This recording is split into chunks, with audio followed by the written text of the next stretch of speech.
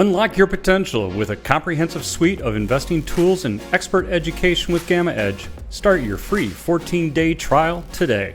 The role of charm and the role of gamma are different, and they have different influences depending on what's going on within the marketplace.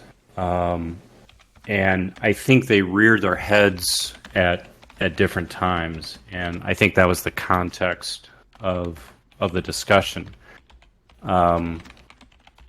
Why that's important is because we often hear people, whether they're complaining or observing, that they'll pick a gamma level, whatever it is, and we don't hold the gamma level for whatever reason. And then they'll pick a charm level, and we don't hold the charm level. And I think part of that is because our industry does a really poor job of communicating what really matters and what really happens. And so I think that was, correct me if I'm wrong, but I think that was kind of the context that I was trying to develop. Does that sound familiar with when you joined? Yes, okay. Exactly. Okay, good. Yeah, I just want to make sure. There's been a lot of conversations over the last couple of days, so I want to make sure I'm addressing your question.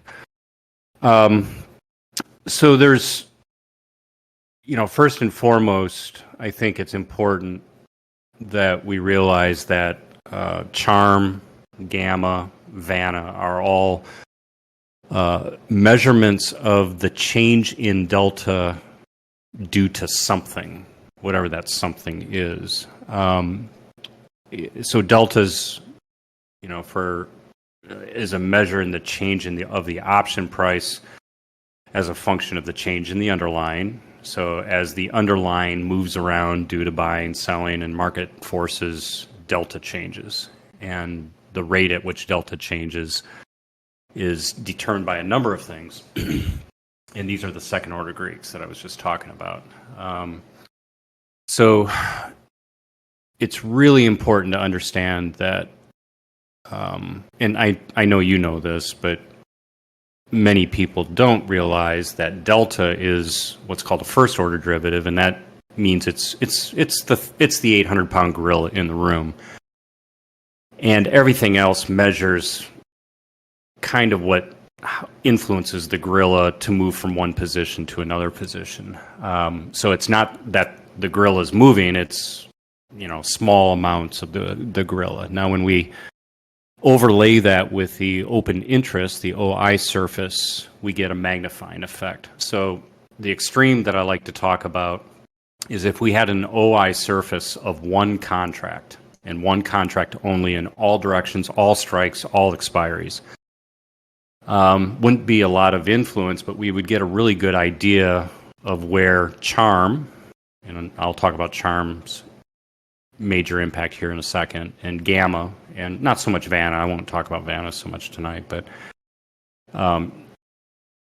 gamma is a measure of how that delta changes as the spot price changes. So it's really a measurement of the delta, the gorilla, in context of how spot price moves around.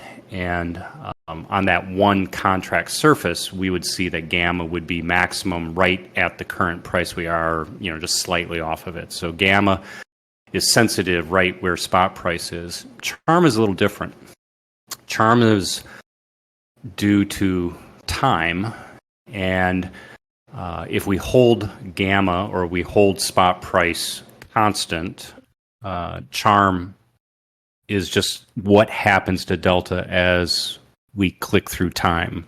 And why that is important is that yesterday and even today, we saw periods where price wasn't moving.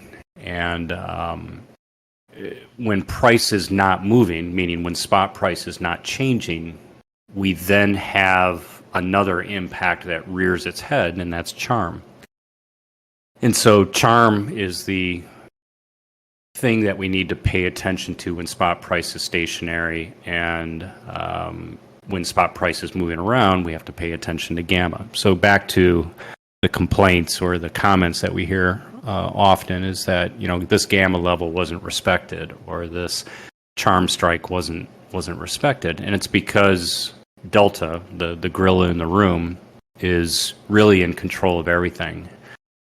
And so what I was trying to convey yesterday when we were talking about this, it's the opening and closing of Delta that really drives everything, and it can override swamp the boat, I think is the analogy that I used, or the metaphor that I used. So we can really swamp the boat when we open a contract or we close a contract. And a great example of this is just an at-the-money contract. I buy something that is, say, deeply out of the money for 5 delta, and price moves in that direction, and now it becomes a 50 delta. And so I close it, and the net of that is 45 delta profit into my pocketbook. That 45 delta is a big number. And when you multiply that by the OI surface, which if we take it from being the 1 to being, you know, what we're used to seeing, you know, thousands of contracts on a strike, all of a sudden you get a magnifying effect. And so the opening and closing of strikes, for whatever reason, profit taking, fear, greed, whatever, really has a major influence on what spot price is going to do, more so than what gamma or what charm or vanna are going to have. Now, they all have influences. I'm not saying that they don't, and they certainly do, and that's obviously what we watch here. But just the sheer fear and greed that goes on in the marketplace in a liquid instrument really drives the conversation. At least so we believe. And so the context yesterday was that we saw prices move in the morning up fairly rapidly from a fairly low level. It was like 44.30 and change or something like that. And they more or less advanced in a 45-degree angle, just straight up, until about the close of the market yesterday, like 11:30 Eastern time, right in that zone. Maybe a little later than that, but it was right in that zone. And once we got to 44.80-ish, if I recall, somewhere in that zone, we weren't crossing any strikes anymore. And so the sensitivity as spot price moves across the open interest surface starts to change, right? Because as you move across that open interest surface, you've got different strikes of different expiries, but they're not one. It's not that perfect surface that I was describing. It's the surface that we're used to seeing, where everybody, you know, open interest is all up and down the chain, et cetera, for all the different expiries. And you get this multiplying effect as spot price comes. We believe during that period, when we're crossing all these strikes, when spot price is moving around, is where gamma really starts to rear its head, and that's where the sensitivity that the dealers experience really becomes apparent. And this is where we believe that in the money or out of the money, and how we transition across an in the money or out of the money condition for puts and calls, respectively, makes a big difference. So when the takeaway, the TLDR on this is that when spot price is not stationary, when it's not like locked between two strikes and it's transitioning across strike boundaries, gamma matters. And the magnitude of the open interest is going to put a lot of pressure. So this is why it's important, or we believe it's important, that we watch gamma and we know where those key strikes are. And hence, that's why we have the web tool. That's why we have all the Discord tools to watch those gamma levels. And that's why we always see us, reacting around those things. So I think most people here have got in their visual, they've got, okay, we got these open interest surface, we've got these strikes, and as spot price moves across it, we get the gamma level times the open interest, and away we go. And of course, there's a discussion of netting in there and all that. We won't worry about that right now. But yesterday, after the euro close, 11:30, 12 o'clock Eastern, we started to stabilize.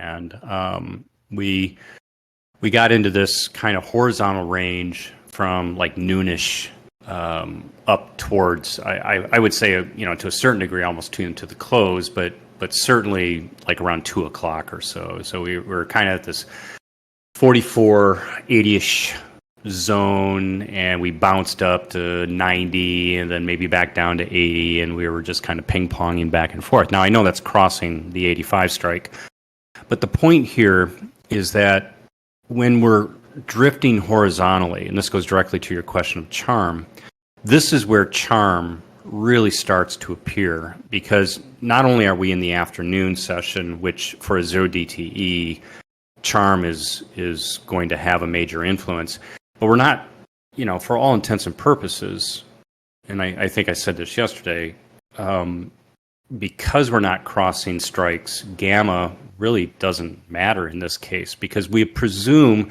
once we cross some of these hedging levels, or these strike levels, the dealers are hedged. And so then what becomes important in the big picture is what are the effects of charm and where are the charm strikes. Now, charm and the moneyness of that charm is going to be really, really important. And I think yesterday we were talking, there was a 44.80 strike and a 44.90 strike that were fairly significant in charms. We could go back into the charts if we wanted to do that from yesterday. They're all in the Discord. But the point is that what I was trying to infer is that now that we're kind of in this horizontal drifting sideways mode, we're probably going to just stay locked in this mode unless there was something that pushed us out of that mode and pushed us higher, pushed us above the 44.90. And I think the question that you're really trying to direct to, and that I think the answer is that if we cross one of those charm strikes, what happens is the moneyness of the structure really starts to flip. So in a call dominated environment, when you have an upper charm strike, that upper charm strike is out of the money. And what that means in charm, it's pointed downward. Why would it be pointed downward? And that's because a out of the money option decays, and in the case of a call, it's decaying towards zero from a positive value. So that's represented in the charm charts as a negative going type of delta. And if we cross that boundary where that major downward spike is, what happens is we now cause that out of the money call to go in the money. So instead of decaying from 1 to 0.9, 0.8, 0.7 as we go through time, it's now, as we cross it, it's 0.5, and then it goes to 0.6 and 0.7. It's actually growing. Now, what's the dealer response when that occurs? Well, we believe, in aggregate, when you've got a large amount of open interest sitting there and you've got all these strikes that are now in the money from being out of the money in this example, we now have our book getting longer, the dealer's book getting shorter, and all things considered, all equal, the dealer has to buy in that responsiveness. So the takeaway for this from a charm discussion is that if we do cross the upper charm strike, and if that upper charm strike is controlled by calls, in this particular instance, you're going to flip those calls in the money from an out of the money status, and now you're going to flip the directionality of what is happening on our side of the table, and by reflexive response, what's going to happen by the dealer. And this causes us to move up. And in fact, we saw that yesterday. Now, whether it's causal or correlational is hard to really discern. And I know some folks here are frustrated at that, isn't there a way to know that? And the best way to know it is just to watch price, and also watch, as we watch the vol U and the vol D command, watch where volume is going in on each one of those 15-minute slices. And that can help, give us that overall correlation. So I think, the takeaway in the charm discussion is that if you know where those charm strikes are, you're going to have a change in behavior. Early in the morning, we thought that was 44.55. It was, and then we moved above the 44.55, which then actually started to propel us higher, and the race began, doing whatever it did. The same thing happens on the left side, where we actually move to the left, right? So if we drop, for instance, below a charm strike, if we're dropping in price and that left one is controlled, just again as an example, if it is controlled by an out of the money put, we now are converting that out of the money put to an in the money put, and we get a reversal of deltas. And that reversal of deltas then causes, kind of the opposite effect, but to the downside, where we start pushing away to the downside. Again, if we flip a in the money or out of the money put to an in the money status, charm will continue to push us into a shorter book. We're going, minus 0.5, minus 0.6, minus 0.7 in our deltas. The dealer is getting longer, and all things being considered, the dealer has to sell to hedge back to the original position, and that pushes us further deeper, and that's all gamma, and that movement of price and all that will be amplified as we move down. Once that stabilizes, then it's just time that pushes charm of those strikes one direction or the other. And this is why we always say moneyness matters.